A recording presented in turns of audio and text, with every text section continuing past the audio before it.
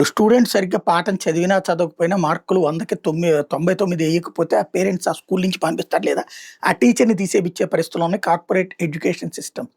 అలాగే ఇదివరకటికి మళ్ళీ పనిష్మెంట్స్ గుంజీలు తీయించడము, ఏది ఒంగోబెట్టి మీద పుస్తకాలు, లేపోతే పుస్తకాల బ్యాగో, లేపోతే రాళ్ళు పెట్టడం అట్టాంటివుండేవి మా చిన్నప్పుడు పనిష్మెంట్స్.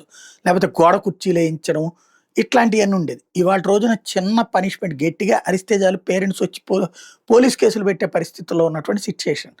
ఇక్కడ ఇదే గాదు. అమెరికాలో మరీ దారుణంగా ఉంటది. మానవ హక్కులు, పౌర హక్కులు, బాలల హక్కులు ఇట్లాంటి వాటిటి మధ్యన ఆళ్ళకిష్టమైతే చదవనివ్వండి, లేతే వదిలేసేయండి అనేటటువంటి సిట్యుయేషన్‌లో అక్కడ ఎడ్యుకేషన్ చాలా కొలాప్స్ అయిపోయింది అన్నటువంటిది తాజా నివేదికలు చెప్తున్నది. ఏదైతే ఇల్లినాయిస్‌లో ఉన్నటువంటి ఆహ్, రీసెర్చర్స్ ఇప్పుడు తాజాగా చేసినటువంటి సర్వేలో తేలుతోందేంటంటే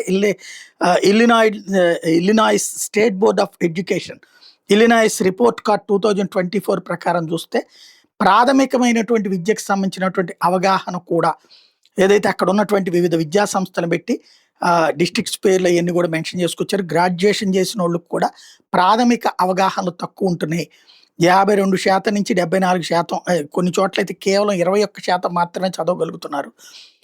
ప్రొఫిషియంట్ ఇన్ రీడింగ్ అయితే చాలా దారుణంగా ఉంది అన్నటువంటి విషయాన్ని తేల్చి చెప్తున్నారు.